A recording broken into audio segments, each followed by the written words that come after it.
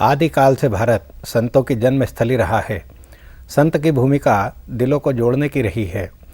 संतों की इसी परंपरा में संत विनोबा का नाम बड़े आदर से लिया जाता है। संत विनोबा आधुनिक भारत की ऋषि परंपरा में आते हैं।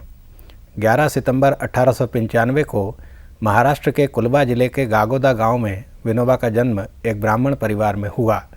विनोबा के पिता नरहरि शंभूराव बड़ौदा राज्य की सेवा में एक कार्यकर्ता थे। माता रुक्मिणी भक्त रधिया थीं। विनोबा के बचपन का नाम विनायक था। विनोबा के बाल जीवन पर उनकी धर्मनिष्ठ और प्रेममयी माता का बहुत गहरा असर पड़ा। माँ ने ही विनोबा को शादी न करने और आजीवन ब्रह्मचारी रहने के विचार में भी प्रोत्साहित किया। 10 वर्ष की छोटी उम्र में ही विनोबा को ब्रह्मचारी रहने की प्रेरणा मिली। उनके छोटे भाई बालकोबा और शिवाजी ने भी उन्हीं का अनुसरण किया। इंटरमीडिएट की पढ़ाई बीच में ही छोड़कर विनोबा महात्मा गांधी के साबरमती आश्रम चले गए। जब महात्मा गांधी ने 1940 में व्यक्तिगत सत्याग्रह प्रारंभ किया, तब उन्होंने विनोबा को पहला सत्याग्रही बनाया। महात्मा गांधी के निधन के बाद विनोबा जी ने सर्वोदय समाज की स्थापना का विचार दिया। विनोबा जी ने देश में भूमि समस्या को हल करने के लिए तेलंगाना के पोचमपल्ली से भूदान आंदोलन प्रारंभ किया। विनोबा को देश भर में पदयात्रा के दौरान लगभग 32 लाख एकड़ भूमि दान में प्राप्त हुई। विनोबा ने 13 मार्च 1959 को ब्रह्म विद्या मंदिर की स्थापना की। इसके अतिरिक्त विनोबा जी ने इंदौर में विसर्जन आश्रम, बोधगया में समन्वय आश्रम, बेंगलोर में विश्व नीडम, असम में मैत्री आश्रम और पठानकोट में प्रस्थान आश्रम स्थापित किया। विनोबा ने 9 नवंबर 1982 को अन्न जल त्याग दिया और 15 नवंबर 1982 को दीपावली के दिन उन्होंने अपनी देह त्याग दी। अपने जीवन काल में विनोबा ने विपुल मात्रा में साहित्य सृजन किया। श्रीमद् भगवद गीता पर उनके अनूठे प्रवचन गीता प्रवचन में संग्रहित हैं। इसका देश और विदेश की कई भाषाओं में अनुवाद हो चुका है। अपनी माँ के कहने को शिरोधार्य कर उन्होंने मराठी में अनुष्टुप छंद में गीताई का अनुसृजन किया। इसकी लाखों प्रतियां बिक चुकी हैं और अनेक लोगों को कंठस्थ है। गीता के दूसरे अध्याय के 18 श्लोकों का दार्शनिक विश्लेषण स्थित प्रज्ञ दर्शन पुस्तक में किया है। गीताई के शब्दों का अनेक पहलुओं से व्यापक चिंतन गीताई चिंतनिका में संग्रहित है। इसके अलावा भागवत धर्मसार, भागवत धर्म मीमांसा, ख्रिस्त धर्मसार, कुरान सार, नाम घोषा सार, नाम घोषा नवनीत, जपुजी, राम नाम एक चिंतन, अध्यात्म तत्व सुधा, धम्म पद, वेदांत सुधा, मनुशासनम, गुरुबोध सार, ऋग्वेद सार, स्थित प्रज्ञ, तत्वबोध, विनयांजलि, ईशावास्योपनिषद, आश्रम दिग्दर्शन, प्रेरणा प्रवाह, शुचिता से आत्मदर्शन, लोक नीति, शांति सेना, स्त्री शक्ति। संत विनोबा के जन्म शताब्दी वर्ष में विनोबा विचारों के संग्रह का महत् कार्य संपन्न हुआ। विनोबा का लगभग संपूर्ण साहित्य 20 खंडों में है। इन 20 खंडों के लेखन कार्य का संयोजन ब्रह्म विद्या मंदिर के अंतेवासी श्री गौतम ने किया। इन 20 खंडों का अनुक्रम निम्नलिखित है।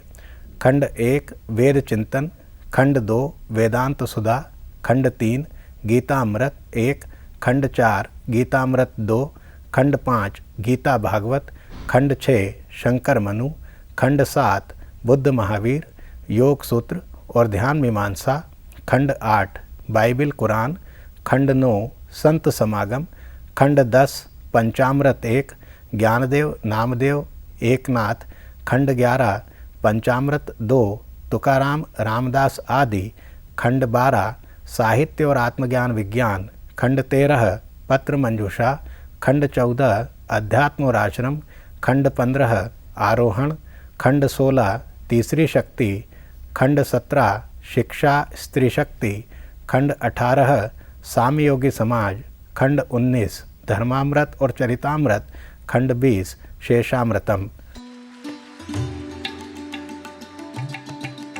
आज हम यहाँ विनोबा द्वारा लिखित निबंध जीवन और शिक्षण को समझेंगे। वे लिखते हैं कि आज की शिक्षण पद्धति के कारण जीवन के 2 टुकड़े हो जाते हैं। आयु के पहले 15-20 वर्षों में आदमी जीने की झंझट में न पड़कर सिर्फ शिक्षण प्राप्त करे और बाद में शिक्षण को बस्ते में लपेटकर मरने तक जिए। यह रीति प्रकृति की योजना के विरुद्ध है। हाथ भर लंबाई का बालक 3.5 हाथ का कैसे होता है, यह उसके अथवा औरों के ध्यान में भी नहीं आता। शरीर की वृद्धि रोज होती रहती है। यह वृद्धि सावकाश क्रम क्रम से थोड़ी थोड़ी होती है, इसलिए उसके होने का भान तक नहीं होता। यह नहीं होता कि आज रात को सोए तब 2 फुट ऊंचाई थी और सवेरे उठकर देखा तो 2.5 फुट हो गई।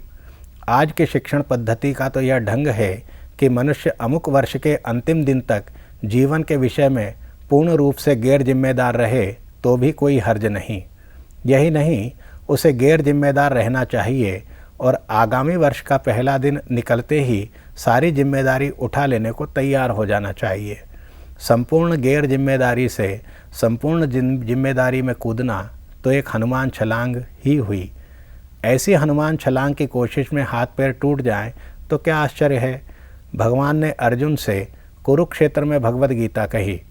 पहले भगवद गीता के क्लास लेकर फिर अर्जुन को कुरुक्षेत्र में नहीं ढकेला, तभी उसे वह गीता पची। हम जिसे जीवन की तैयारी का ज्ञान कहते हैं, उसे जीवन से बिल्कुल अलिप्त रखना चाहते हैं, इसलिए उक्त ज्ञान से मौत की तैयारी होती है।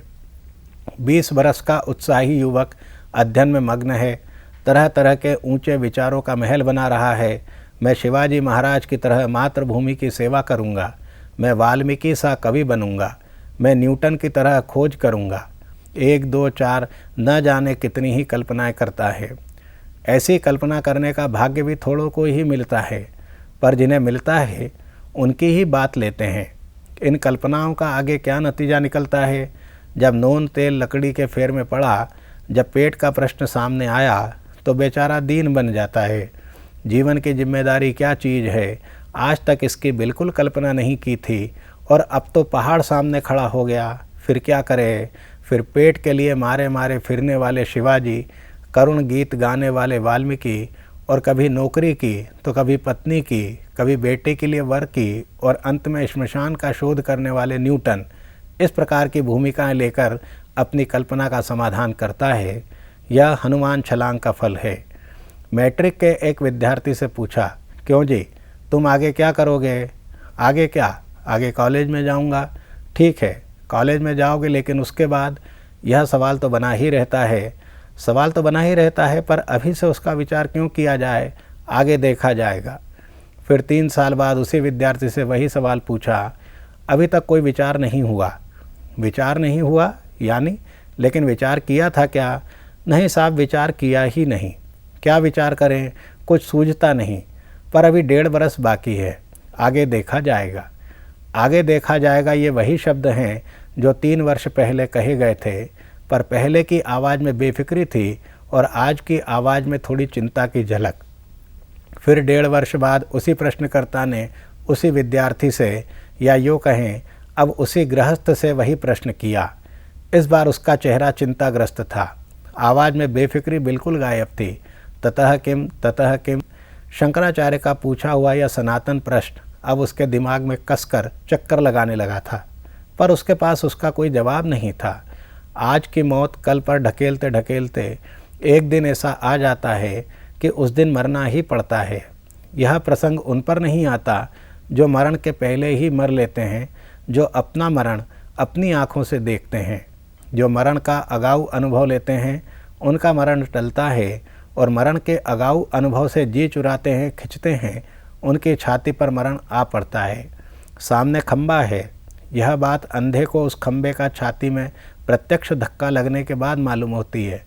आँख वाले को यह खंबा पहले ही दिखाई देता है, अतः उसका धक्का उसकी छाती को नहीं लगता। जिंदगी की जिम्मेदारी कोई डरावनी चीज़ नहीं है, वह आनंद से ओतप्रोत है, बशर्ते कि ईश्वर की रची जीवन की सरल योजना को ध्यान में रखते हुए अयुक्त वासनाओं को दबा कर रखा जाए। पर जैसे वह आनंद से भरी वस्तु है, वैसे ही शिक्षा से भी भरपूर है। यह पक्की बात समझनी चाहिए कि जो जिंदगी की जिम्मेदारी से वंचित हुआ, वह सारी शिक्षा गंवा बैठा। बहुतों की धारणा है कि बचपन से ही जिंदगी की जिम्मेदारी का भान यदि बच्चों को रहे तो जीवन कुम्हला जाएगा, पर जिंदगी की जिम्मेदारी का भान होने से अगर जीवन कुम्हलाता हो तो कहना होगा कि जीवन कोई जीने योग्य वस्तु नहीं है। पर आज यह धारणा बहुतेरे शिक्षा शास्त्रियों की भी है, और इसका मुख्य कारण है जीवन के विषय में दुष्ट कल्पना। जीवन यानी कलह यह मान लेना। ईसप नीति के अरसिक माने हुए परंतु वास्तविक वर्म को समझने वाले मुर्गे से सीख लेकर ज्वार के दानों की अपेक्षा मोतियों को मान देना यदि छोड़ दिया तो जीवन के अंदर का कलह जाता रहेगा और जीवन में सहकार दाखिल हो जाएगा। बंदर के हाथ में मोतियों की माला, मरकट भूषण अंग, यह कहावत जिन्होंने गढ़ी है उन्होंने मनुष्य का मनुष्यत्व सिद्ध न करके मनुष्य के पूर्वजों के संबंध में डार्विन का सिद्धांत ही सिद्ध किया है। हनुमान के हाथ में मोतियों की माला वाली कहावत जिन्होंने रची वे अपने मनुष्यत्व के प्रति वफादार रहे। जीवन की जिम्मेदारी का मतलब बिल्कुल मर जाना नहीं है। फिर मरण भी क्या इतना बड़ा मरण है? अनुभव के अभाव में सब कुछ हुआ मालूम पड़ता है। वास्तव में जीवन और मरण दोनों आनंद की वस्तुएं होनी चाहिए, क्योंकि हमारे परम प्रिय पिता ने, परमेश्वर ने हमें वे दी हैं। ईश्वर ने जीवन दुखमय नहीं बनाया, लेकिन हमें उसे जीना आना चाहिए। कौन ऐसा पिता होगा जो अपने बच्चों का जीवन छटपटाहट से भरा चाहेगा? उसमें भी ईश्वर के प्रेम और करुणा की भी कोई सीमा है? वह अपने लाडले बच्चों के लिए सुखमय जीवन का निर्माण करेगा या परेशानियों से भरे जीवन का? कल्पना की बात ही क्यों, प्रत्यक्ष देखिए। जो चीज़ हमें जितनी ज़रूरी है उतनी सुलभता से मिल जाए, ऐसी ईश्वर ने योजना कर दी है। हवा की ज़रूरत पानी से बढ़कर है, तो ईश्वर ने पानी से हवा अधिक सुलभ कर दी है। जहाँ नाक वहीं हवा रख दी है। पानी से अन्न की ज़रूरत कम है, इसलिए पानी की अपेक्षा अन्न पाने में अधिक श्रम पड़ता है। आत्मा सर्वाधिक महत्व की वस्तु है, तो वह हर एक को सदा के लिए सौंप दी है। परमात्मा की ऐसी प्रेमल योजना है। उसका प्रचार न कर यदि हम लोग व्यर्थ के जड़ व्यवहारों को जमा करने की जड़ता दिखाने लगे तो हमारे भी कलेजे छेदे जाएंगे। लेकिन यह हमारी जड़ता का दोष है, उसकी जिम्मेदारी ईश्वर पर नहीं। जीवन यदि भयानक वस्तु हो, कलह हो, तो बच्चों को उसमें दाखिल मत करो और खुद भी मत जियो। पर जीवन अगर जीने लायक वस्तु हो तो लड़कों को उसमें ज़रूर दाखिल करो। बिना उसके उन्हें शिक्षण मिलने वाला नहीं। भगवद गीता जैसे कुरुक्षेत्र में कही गई वैसे ही शिक्षा जीवन क्षेत्र में देनी चाहिए।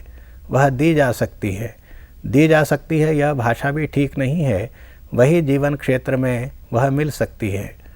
अर्जुन के सामने प्रत्यक्ष कर्तव्य करते हुए सवाल पैदा हुआ, उसका उत्तर देने के लिए भगवद गीता निर्मित हुई। इसी का नाम शिक्षा है। बच्चों को खेत में काम करने दो, वहाँ कोई सवाल पैदा हो तो उसका उत्तर देने के लिए सृष्टि शास्त्र अथवा पदार्थ विज्ञान की या दूसरी जिस चीज़ की ज़रूरत हो उसका ज्ञान दो। यह सच्चा शिक्षण होगा।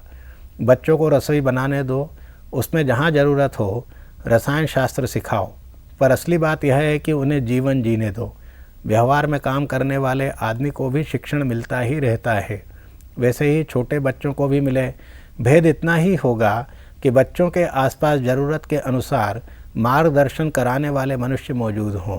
ये आदमी भी सिखाने वाले बनकर नियुक्त नहीं होंगे, वे भी जीवन जीने वाले हों जैसे व्यवहार में आदमी जीते हैं। अंतर इतना है कि इन शिक्षक कहलाने वालों का जीवन विचारमय होगा। उसमें के विचार मौके पर बच्चों को समझाकर बताने की योग्यता उनमें होगी। पर शिक्षक नाम के स्वतंत्र धंधे की ज़रूरत नहीं है, न विद्यार्थी नाम के मनुष्य कोटि से बाहर के किसी प्राणी की। और क्या करते हो पूछने पर पढ़ता हूँ या पढ़ाता हूँ, ऐसे जवाब की ज़रूरत नहीं है। खेती करता हूँ अथवा बुनता हूँ, ऐसे शुद्ध पेशेवर कहिए या व्यावहारिक कहिए, पर जीवन के भीतर से उत्तर आना चाहिए। इसके लिए राम लक्ष्मण जैसे विद्यार्थी और विश्वामित्र जैसे गुरु का उदाहरण लेना चाहिए। विश्वामित्र यज्ञ करते थे, उसकी रक्षा के लिए उन्होंने दशरथ से लड़कों की याचना की। उसी काम के लिए दशरथ ने लड़कों को भेजा। लड़कों में भी यह जिम्मेदारी की भावना थी कि हम यज्ञ रक्षा के लिए जाते हैं।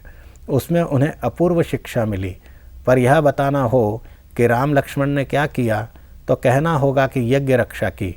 उन्होंने शिक्षा प्राप्त की ऐसा नहीं कहा जाएगा, पर शिक्षा उन्हें मिली ही जो मिलनी ही थी। शिक्षण कर्तव्य कर्म का आनुषंगिक फल है। जो कोई कर्तव्य करता है उसे जाने अनजाने वह मिलता है। लड़कों को भी वह उसी तरह मिलना चाहिए। औरों को वह ठोकरें खा खा कर मिलता है, छोटे लड़कों में आज उतनी शक्ति नहीं आई है, इसलिए उनके आसपास ऐसा वातावरण बनाना चाहिए कि वे बहुत ठोकरें न खाने पाएँ और धीरे धीरे स्वावलंबी बने। ऐसी अपेक्षा और योजना होनी चाहिए। शिक्षण फल है और माँ फलेषु कदाचन, यह मर्यादा इस फल के लिए भी लागू है। खास शिक्षण के कोई कर्म करना यह भी सकामता हुई, और उसमें भी इदम अद्य मया लब्धम, आज मैंने यह पाया, इदम प्राप्स्य, कल वह पाऊंगा, आदि वासनाएं आती ही हैं। इसलिए इस शिक्षण मोह से छूटना चाहिए। इस मोह से जो छूटा उसे सर्वोत्तम शिक्षण मिला समझना चाहिए। माँ बीमार है, उसकी सेवा करने मुझे खूब शिक्षण मिलेगा, पर इस शिक्षण के लोभ से मुझे माता की सेवा नहीं करनी है, वह तो मेरा पवित्र कर्तव्य है, इस भावना से मुझे माता की सेवा करनी चाहिए। अथवा माता बीमार है और उसकी सेवा करने से मेरी दूसरी चीज़ जिसे मैं शिक्षण समझता हूँ जाती है, तो इस शिक्षण के नष्ट हो जाने के डर से मुझे माता की सेवा नहीं टालनी चाहिए। प्राथमिक महत्व के जीवनोपयोगी परिश्रम को शिक्षण में स्थान मिलना चाहिए। ऐसा मानने वाले कुछ शिक्षण शास्त्रियों का इस पर यह कहना है कि ये परिश्रम शिक्षण की दृष्टि से दाखिल किए जाएं, पेट भरने की दृष्टि से नहीं। आज पेट भरने का जो विकृत अर्थ प्रचलित है, उससे घबराकर यह कहा जाता है, और उस हद तक वह ठीक है, पर मनुष्य को पेट देने में ईश्वर का कुछ उद्देश्य है। ईमानदारी से पेट भरना अगर मनुष्य साध ले तो समाज के बहुतेरे दुख और पातक नष्ट ही हो जाए। इसी से मनु ने यो अर्थे शुचि सही शुचि ही, जो आर्थिक दृष्टि से पवित्र है वही पवित्र है, ऐसे यथार्थ उद्गार प्रकट किए हैं। सर्वेशाम अविरोधेन कैसे जिएं, इस शिक्षण में सारा शिक्षण समा जाता है। अविरोध वृत्ति से शरीर यात्रा करना मनुष्य का प्रथम कर्तव्य है। यह कर्तव्य करने से ही उसकी आध्यात्मिक उन्नति होगी। इसी से शरीर यात्रा के लिए उपयोगी परिश्रम करने को ही शास्त्रकारों ने यज्ञ नाम दिया है। उदर भरण नोहे जानिजे यज्ञ कर्म, यह उदर भरण नहीं है, इसे यज्ञ कर्म जानो, वामन पंडित का यह वचन प्रसिद्ध है। अतः मैं शरीर यात्रा के लिए परिश्रम करता हूँ, यह भावना उचित है। शरीर यात्रा से मतलब अपने 3.5 हाथ के शरीर की यात्रा न समझकर समाज शरीर की यात्रा, यह उदार अर्थ मन में बैठना चाहिए। मेरी शरीर यात्रा यानी समाज की सेवा और इसलिए ईश्वर की पूजा, इतना समीकरण दृढ़ होना चाहिए, और इस ईश्वर सेवा में देह खपाना मेरा कर्तव्य है और वह मुझे करना चाहिए, यह भावना अरेक में होनी चाहिए। इसलिए यह भावना छोटे बच्चों में भी होनी चाहिए। इसके लिए उनकी शक्ति भर उन्हें जीवन में भाग लेने का मौका देना चाहिए और जीवन को मुख्य केंद्र बनाकर उसके आसपास आवश्यकतानुसार सारे शिक्षण की रचना करनी चाहिए। इससे जीवन के 2 खंड न होंगे। जीवन की जिम्मेदारी अचानक आ पड़ने से उत्पन्न होने वाली अड़चन न पैदा होगी। अनजाने शिक्षा मिलती रहेगी, पर शिक्षण का मोह नहीं चिपकेगा और निष्काम कर्म की ओर प्रवृत्ति होगी।